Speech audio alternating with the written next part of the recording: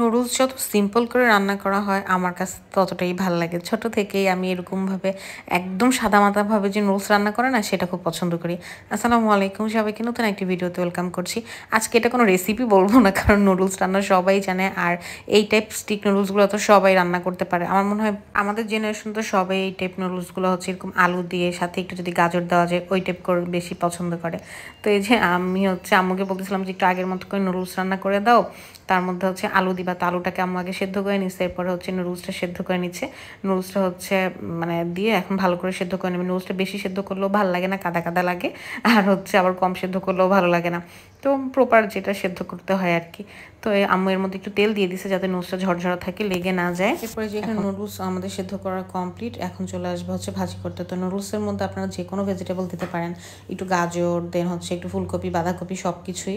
আমরা শীতকালে যেমন বাঁধাকপিটা মাস্ট দিই, খুবই মজা লাগে। গাজরটা দেওয়া হয়, আজকে গাজর ছিল না বাসায়, এর জন্য গাজর ছাড়া আম্মু নর্মাল জাস্ট আলু দিয়েই করতেছে।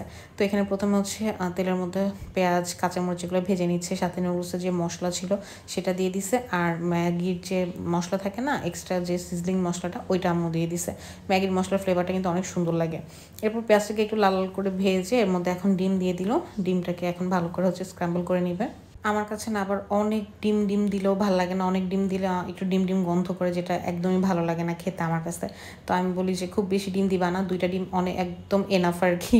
দেখা যায় 3টা দিলে হচ্ছে এই ডিমের মধ্যে কেমন জানি স্মেল লাগে আমার কাছে নুডলসে। তো এরপর এই যে বাকি যে মশলাগুলো সেগুলো সব কিছু দিয়ে দিচ্ছে। এখন এই ডিমটাকে ভালো করে ভেজে নিচ্ছে কিন্তু।